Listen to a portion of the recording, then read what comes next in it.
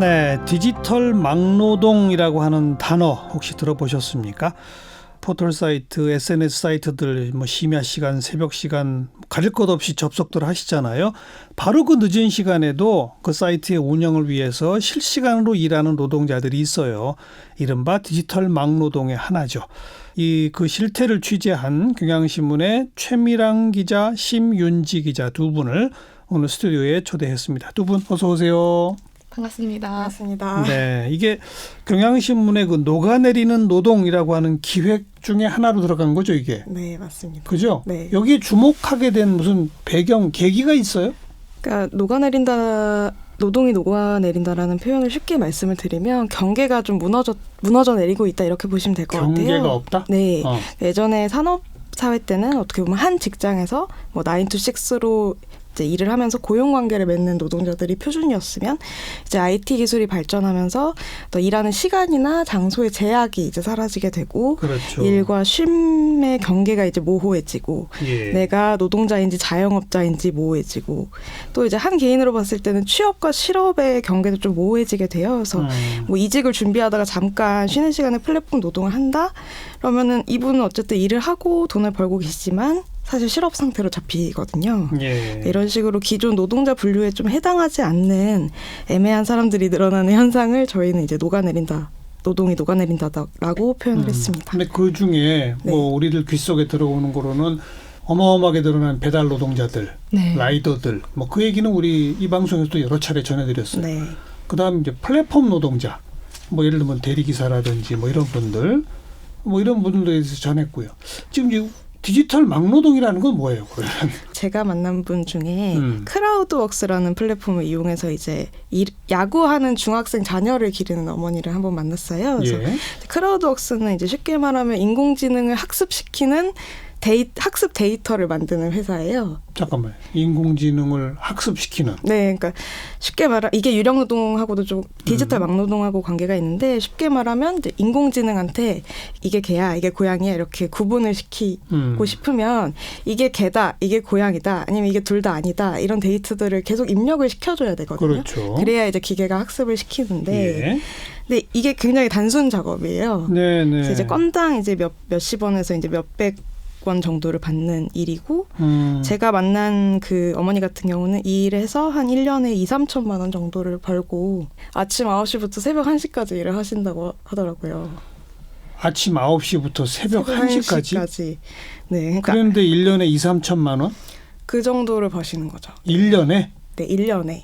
그분들이 생각하셨을 때는 이제 월에 일반 사무직에서 일을 하셨을 때는 140, 150 이렇게 받으셨는데 어쨌든 그렇게 일하면 이제 한 직장에서 있으니까 아이가 갑자기 학교에 간다거나 하면 시간을 낼 수가 없잖아요. 그거보다는 차라리 내가 조금 더 집에서 좀 일을 하더라도 내 시간을 비교적 자유롭게 운영을 할 수 있고 내가 열심히 일하면 돈을 많이 받을 수 있으니까. 그러니까 그분은 집에서 계속 일해요? 네. 그래서 저 정확히 잘 이해가 안 되는데 인공지능한테 데이터를 입력하는 일이라는 게 어떻게 하는 거예요? 그러니까 옆에서 봤을 거 아니에요? 네, 봤죠. 그게 제가 이제 그분은 이제 한국어 OCR이라는 작업을 주로 하셨는데요. 그러니까 그게 저희 왜 해외 나가면 이렇게 스마트폰으로 찍으면 영어로 된 메뉴판을 한글로 자동으로 번역해주는 어플리케이션 있잖아요. 근데 그분은 이제 사진에 있는 글자를 그러니까 하나하나 이렇게 인공지능 시대 이렇게 입력을 해주는 일을 하시고 사진에 찍힌 글자들을 입력하는 일. 근데 그게 인공지능 학습 데이터가 굉장히 방대한데요. 그중에 이제 그분은 한국어 OCR이라는 작업을 주로 하시는 분이었고. 그럼 하루 종일 뭔가 타이핑을 한다 이거군요. 그렇죠. 다양합니다. 음성 녹음을 이제 전사를 해주는 일을 하시기도 하고 손톱 영역을 이렇게 찍는 일. 그럼 이제 사진을 찍었을 때 네일 아트가 자동으로 이렇게 뜬다거나 되게 다양한 이제 학습 데이터가 있는데 그분은 이제 한국어 OCR을 주로 하시는 분이었습니다. 또 어떤 게 있어요? 직접 만난 그 노동자 중에서. 이제 우리가 쉽게 생각할 때 인공지능이 발달하고 자동화가 되면 사람이 하는 일이 줄어들 것 같지 않습니까? 예. 근데 방금 이제 신윤지 기자가 소개한 사례처럼 인공지능한테 공부시켜주는 네, 노동자. 그렇습니다. 많은 일들이 실제로는 사람들의 노동력을 여전히 필요로 하고 또 대부분 단순 노동이다 보니까 임금이 높지는 않은 그런 일들이었는데요. 그중에 또 저희가 그 포털 검색을 했을 때 유해한 정보를 안 볼 수 있는 것은 왜일까 하는 궁금증이 한 번쯤은 예, 있으셨을 예. 것 같은데요. 예. 대부분은 사실 소위 인공지능이라고 하는 자동 프로그램이 걸러냅니다. 최소 90% 이상은 걸러진다. 뭐 더 높게는 98%까지도 얘기는 하고 있어요. 예. 하지만 하루 종일 진짜 24시간 이용자들이 올리는 뭐 글부터 글, 댓글, 각종 게시물, 이미지, 사진, 뭐 동영상, 뭐 예. 매우 방대한데 예. 이 중에서 어떤 것들은 반드시 사람이 보게 되어 있다는 겁니다. 그러니까 인공지능이 이것을 걸러내는 것이 완벽하지도 않을 뿐더러 예를 들어 뭐 어린이와 어른이 나오는 영상인데 이것이 지금 어린이와 즐겁게 놀고 있는 것인가 아니면 학대인가 하는 기준을 인공지능이 다 가려내기란 쉽지 않은 일이라서요. 그러니까 인공지능이 가려내지 못하면서 네. 왠지 의심은 가는 네, 그렇습니다. 이런 카테고리를 따로 분류까지 하는군요. 인공지능이 1차로 선제적으로 본 다음에 판단하지 못한 것을 판단하기도 하고 또는 인공지능이 걸러내지 못해서 노출이 되었는데 신고가 들어오는 경우가 그렇죠. 있지 않습니까? 좀 그렇죠. 애매한 경우. 이것도 사람이 직접 판별을 해줘야 한다고 해요. 예. 또 특징적인 것은 이분들의 판단이 다시금 이 프로그램을 학습시키는데 이용이 되는 겁니다. 그렇겠죠. 재료로서. 그렇겠죠. 예. 그래서 끊임없이 누군가는 이 노동을 해야 하고 또 중요한 부분은 그런 분들이 많겠네요. 예, 이것은 저희 기사는 주로 국내 포털을 들여다봤는데요. 예. 우리는 국내뿐만이 아니라 구글, 페이스북, 트위터, 인스타그램 다 이런 일을 하는 사람들을 고용을 하고 있어요. 있어야겠죠. 예, 근데 원체 그 험한 것들을 보는 분들이 많다 보니까 해외에서 이 문제들을 먼저 연구한 학자들은 이분들이 하는 일을 디지털 청소 노동 이렇게도 표현을 하고요. 실제로 필리핀에서는 뭐 자살 충동을 많이 겪는 예를 들어서 뭐 그 IS 같은 집단의 그렇죠. 참혹한 어떤 뭐 현장을 걸러내는 일을 했다라든가 이런 유해 영상을 본 사람들이 그 정신적 피해를 호소하는 사례가 보도가 되기도 했었습니다. 대부분 비정규직인가요? 국내 포털 같은 경우에는 자회사에 이 분들을 다소 정규직으로 고용을 하고 계세요. 자회사 형식으로? 예. 페이스북 같은 경우는 저희가 페이스북 코리아에 문의를 했더니 이 일을 하시는 분이 전 세계적으로 한 3만 5천 명 정도 있다고 알려왔거든요. 작년에 이제 유튜브 같은 경우는 추가로 고용했다고 발표를 하기도 했는데 정확한 인력이나 뭐 어느 나라에 뭐 몇 명의 노동자가 근무한다 그런 거는 이제 대외비로 밝히지 않고 있습니다. 네, 이분들이 흩어져서 일을 하다 보니까 또 해외에선 유령 노동자라고도 표현을 하는데 뭐 영어권 국가의 콘텐츠는 영어를 할 수 있는 그 임금이 비교적 싼 필리핀이나 인도의 노동자들이 많이 하고 있는 걸로 보고가 되고 있고요. 해외 아웃소싱을 하는군요. 예, 주로 그렇습니다. 아웃소싱으로. 근데 국내 콘텐츠 같은 경우는 언어의 장벽이 있지 않습니까? 그렇죠. 그래서 아웃소싱이 쉽지는 않은 것으로 보이는데 큰 대표적인 회사인 카카오와 네이버를 알아봤더니 일부는 중국에 외주를 준 적도 있다고 해요. 거기는 언어보다는 그러니까 영상 같은 거, 사진 같은 거 이미지나 걸러낼 때. 영상 같은 것이 그쪽에서 걸러내는 경우가 있다 하는데 실제로 이제 쭉 이 자회사에서 일을 해오신 그러니까 자회사의 정규직으로 이 일을 해오신 분과 인터뷰를 해봤더니 느끼시기에 2000년대에 일을 하실 때는 유해물을 상당히 많이 봤다. 그런데 한 2014, 5년쯤 됐을 때는 회사가 영상이나 이미지 부문은 대부분 중국으로 외주를 주어서 그때부터는 보게 되는 양이 현저히 줄고 국내 노동자들은 이제 게시글이나 주로 그 문자로 된 것들을 보게 되었던 것 같다. 언어적 제약 때문에. 예, 이렇게 말씀을 해주셨어요. 실제로 해외에 얼마나 나가 있는지는 저희도 정확히 파악을 하지는 못했는데요. 근데 국내에 계신 분들의 경우에는 네이버나 카카오는 이제 자회사 정규직 형태로 고용을 하고 사실 이런 디지털 막노동의 범위가 이제 많다 보니까 해외에서는 이제 크라우드웍스 아까 소개해드린 플랫폼처럼 그 해외에서 먼저 아마존의 미케니컬 터크라는 회사가 있어요. 거기는 이제 이런 다양한 일감을 올리고 이제 불특정 다수한테 이제 경쟁을 시켜서 일을 시키는 뭐 그런 식으로 운영이 되기도 하고요. 네. 그러니까, 그러니까 전 네. 세계의 노동자들이 각자 흩어져서 일을 하고 있다. 그리고 반드시 해야 할 일이고. 예. 그렇죠. 그리고 이게 언어라는 게 계속 바뀌다 보니까 맞아요. 뭐 예를 들면 뭐 한남충 김치녀 이런 건 과거에는 없었던 말들이잖아요. 신조어들. 그렇죠. 신조어들이죠. 네. 그러니까 이게 혐오 표현이다 아니다 이렇게 알려주는 인간의 손길이 계속 필요하다. 네. 이렇게 늘 많이 지금 이제 두 말씀하시고. 가지 이유 부류를 제가 들은 것 네네. 같아요. 첫 번째 소개받은 거는 뭔가 데이터를 계속 입력해야 하는 사람이 있다. 네. 그렇죠. 네. 인공지능이 그걸 뭐 학습을 해야 뭔가를 더 활용할 수 있으니까 끊임없이 데이터를 입력해야 하는 노동자가 있다. 또 하나는 사람들이 엄청나게 올리는 그 내용을 선별하는 걸러내는 노동자가 누군가 있어야 된다. 그렇습니다. 그리고 제가 오늘 요거 시작하면서 24시간 운영되는 사이트에 심야나 새벽에도 접속하실 텐데 뭐 이러면서 시작했잖아요. 네. 그럼 그 엄청난 서버를 관리하는 누군가도 있어야 되지 않아요? 그렇습니다. 이 일을 하시는 분들도 저희가 만나봤는데요. 네. 뭐 그 데이터 센터라고 하는 서버를 보관하는 공간이 있지 않습니까? 뭐 서울 바깥에 있기도 하고요. 예, 예. 그 지역에 주로 위치하는 경우가 많은데 그 포털 기업의 경우에는 이 데이터 센터를 의 업무를 그 자회사에다가 주고 있어요. 예. 이곳에서 일하는 분들 얘기를 들어봤더니 당연히 교대 근무가 기본이 되고요. 그러니까 야간에 누군가가 지켜야 하기 때문에 네. 한 연속으로 10시간, 12시간 일을 하시는 경우가 굉장히 많다고 합니다.